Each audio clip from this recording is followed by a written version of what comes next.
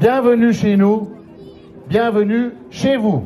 Quel message faire passer en cette année où l'actualité internationale a été aussi bien marquée par la Coupe du monde de football que par les drames liés aux flux migratoires provoqués par des guerres qui déchirent plusieurs pays, pas si lointains qu'on l'imagine.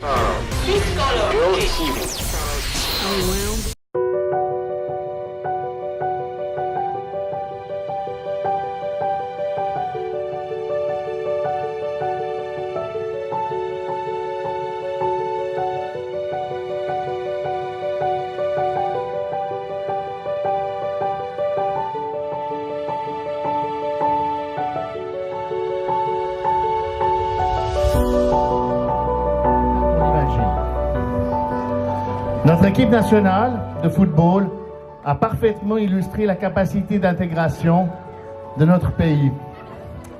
Nos joueurs, issus de différentes nationalités, nous ont rendus fiers d'être Suisses. Leur carte d'identité arbore bien notre drapeau, rouge à croix blanche. Par la naturalisation, ils ont démontré leur identification à nos valeurs et acquis leur nouvelle identité nationale, à savoir être Suisse à part entière. Les temps changent, les mentalités aussi, mais bon nombre de jeunes Suisses sont aujourd'hui fiers de leur patrie. Ce renouveau est dû en partie à des exploits sportifs de haut niveau, mais aussi et surtout à la situation économique toujours enviable de la Suisse au centre de l'Europe et de son attention. Le patriotisme peut naître en chacun de nous. Il est le reflet de notre attachement aux valeurs d'un territoire dans lequel nous vivons et dans lequel nous nous plaisons. L'amour de la patrie n'implique ni la haine, ni le mépris des autres nations, et encore moins la violation des droits d'autrui. Depuis toujours, notre pays a eu la force de se transformer à son rythme et à son avantage. Cette mutation n'est donc pas un phénomène nouveau. Et de tout temps, il s'est trouvé des mécontents, estimant le progrès trop rapide ou les changements dangereux. Il n'en demeure pas moins vrai que ce même progrès a fait de la Suisse un État compétitif en Europe, mais également dans le monde. Notre ville d'Écublens n'est pas totalement étrangère à ce succès, elle qui abrite sur son territoire les hautes écoles, dont les PFL, sous nos yeux, qui, avec son quartier d'innovation, constitue une véritable pépinière d'entreprises à haut potentiel de développement.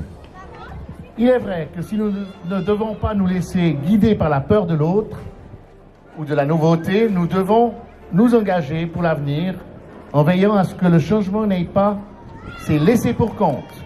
Il en va de la cohésion sociale de notre pays. Nous sommes tous concernés en gardant à l'esprit qu'à la différence d'un pouvoir autoritaire qui gouverne de haut et souvent de loin, la démocratie a besoin du peuple. Elle s'exerce chez lui, pour lui, et fonctionne sous son contrôle. Pour les élus, cela signifie revenir à leur véritable vocation, diriger, gouverner leur pays, leur canton ou leur commune, et réaliser chez eux d'abord les conditions propices au bien-être de leurs habitants. De par son système fédéraliste, la Suisse privilégie justement cette politique de proximité et d'indépendance. Notre démocratie directe est un exemple qui est susceptible d'être pris par nos voisins. Ce désir légitime de liberté ne doit pas nous faire oublier notre devoir d'ouverture, de solidarité et d'équité. Ouverture pour des changements harmonieux entre les différentes cultures et générations. Solidarité, équité avec le monde qui nous entoure.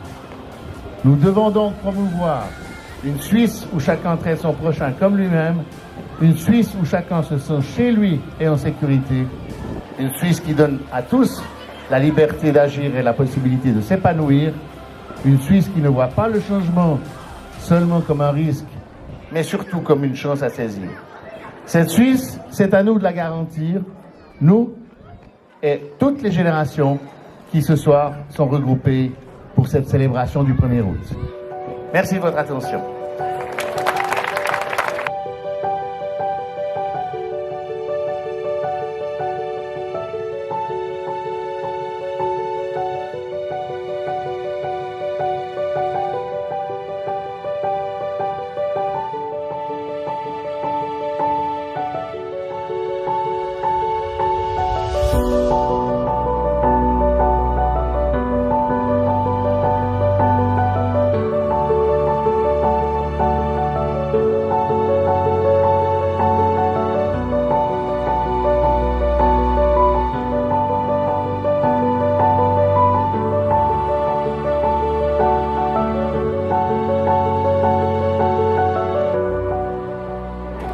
Écublens est une commune labellisée.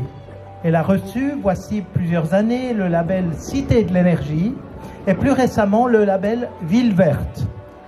Un label, ça sert à quoi? Vous connaissez certainement les labels bio pour les fruits et légumes qui vous permettent de choisir des aliments non contaminés par des pesticides. Les labels AOC, appellation d'origine contrôlée, vous donnent l'assurance d'acheter un produit provenant d'un lieu déterminé. Pour une commune, un label sert à montrer que la commune fait mieux que le minimum légal requis grâce à diverses mesures prises par sa municipalité. Un label doit répondre à un certain nombre de critères. Pour un aliment bio, par exemple, le critère principal est une agriculture sans utilisation de pesticides. Pour le label Cité de l'énergie, les critères d'attribution consistent en un certain nombre de mesures prises par la commune, visant d'une part à réduire la consommation d'énergie des services communaux, bâtiments scolaires ou locatifs gérés par la commune, véhicules économes en énergie, etc., et d'autre part à agir sur la consommation d'énergie des habitants et des bâtiments privés, notamment par des subventions prises sur le Fonds développement durable. Vous pouvez vous référer au site web de la commune pour savoir quelles sont les conditions pour avoir droit à ces subventions. Les critères du label Cité de l'énergie sont assez précisément définis et font l'objet d'une évaluation permanente par l'organisme de certification. Notre commune les respecte parfaitement. Pour le label Ville verte, les critères sont également nombreux et couvrent notamment les domaines de la direction de projet, de la communication, du personnel communal, des ressources financières, de la planification, de la gestion et de l'entretien des espaces verts, de la biodiversité, de la logistique et des intrants. Vous voyez qu'il y a de nombreuses conditions qui entrent en ligne de compte. À noter qu'Écublens est la première ville en Suisse romande à avoir reçu ce label et que Renan est en cours de certification. Vous voyez donc que l'Ouest lausannois est bien représenté dans ce palmarès. En résumé, le label Ville verte requiert des espaces verts conséquents. Les personnes habitant des quartiers verdoyants sont en meilleure santé. Je cite ici le site web du label Ville verte. La présence de nombreux arbres, filtres pour certains polluants de l'air, ainsi que de biotopes urbains, biodiversité et refuges pour des espèces menacées.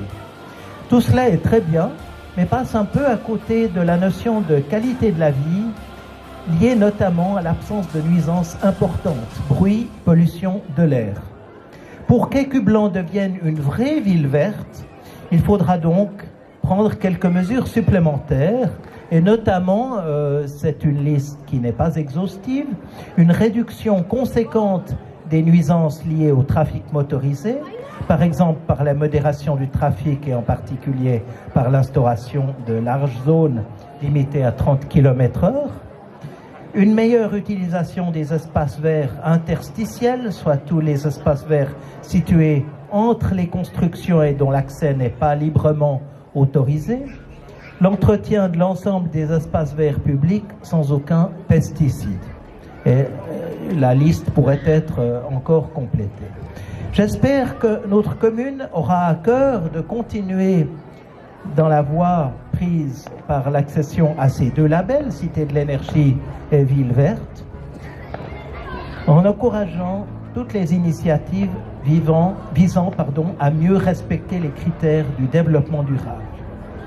J'aimerais enfin adresser mes remerciements aux organisateurs de cette soirée pour leur travail et je vous remercie de votre attention et vous adresse tous mes vœux pour une belle fête nationale.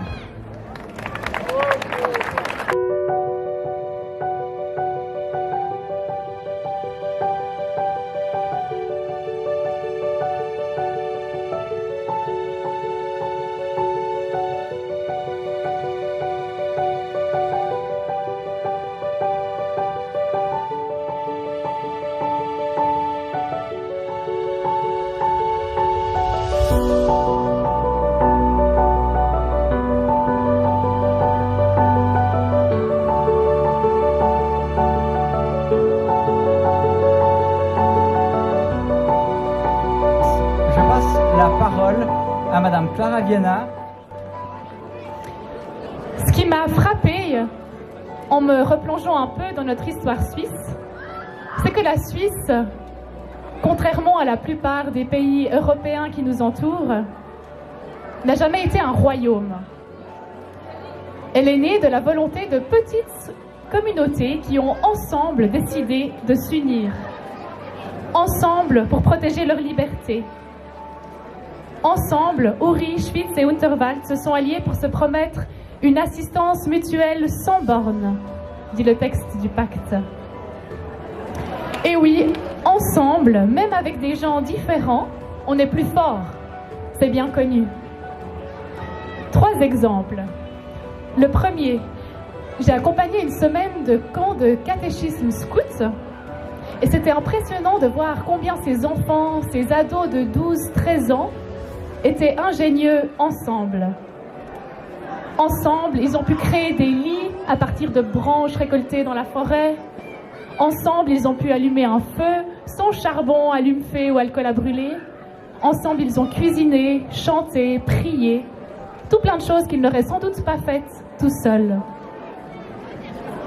Deuxième exemple, cela m'a aussi fait penser à ce que disait l'apôtre Paul à la communauté d'Éphèse en Grèce.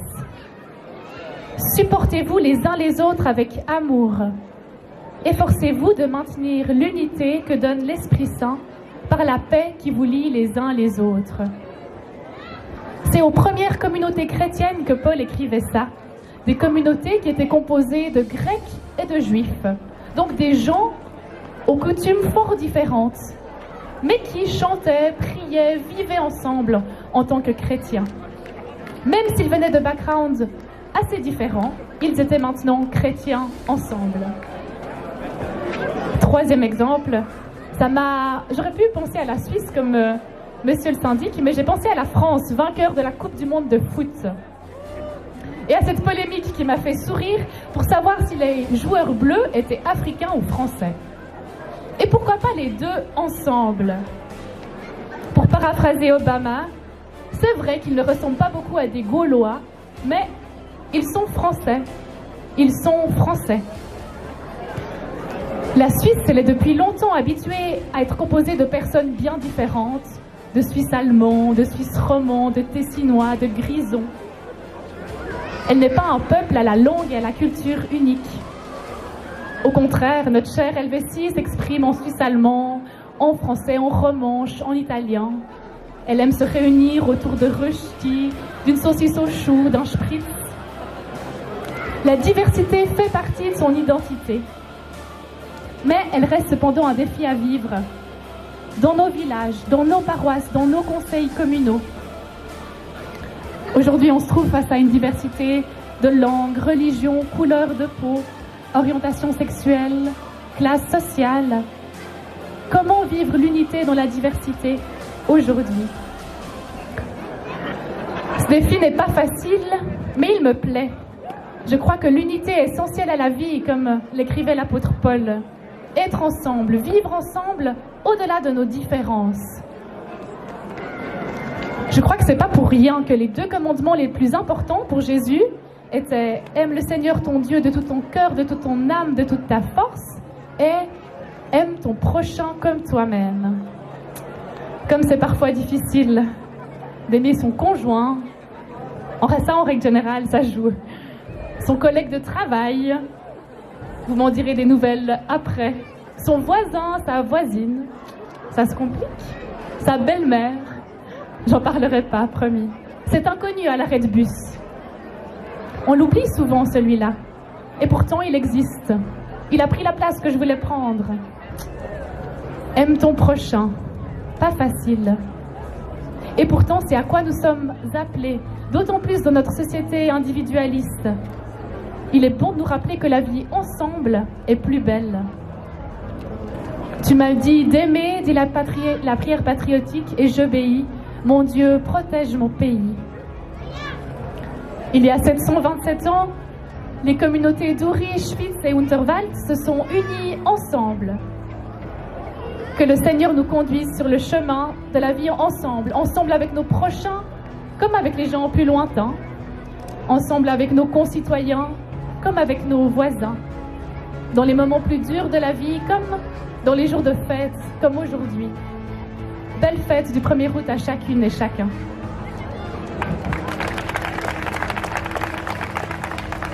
Voilà, mesdames et messieurs, après ces 3 discours, il est temps pour nous de participer à cette fête et je vous propose de vous lever parce qu'il est temps de chanter notre hymne national. Après l'hymne national, nous ferons le cortège. Le cortège va se faire en toute sécurité puisque si les enfants n'ont pas amené de lampions, nous avons apporté et nous allons mettre à leur disposition des lampions de couleur. Sécurité, n'est-ce pas? Puisqu'ils fonctionnent avec une pile, les enfants pourront les garder. Oh, quand le soleil annonce un brillant réveil et prédit du plus beau jour,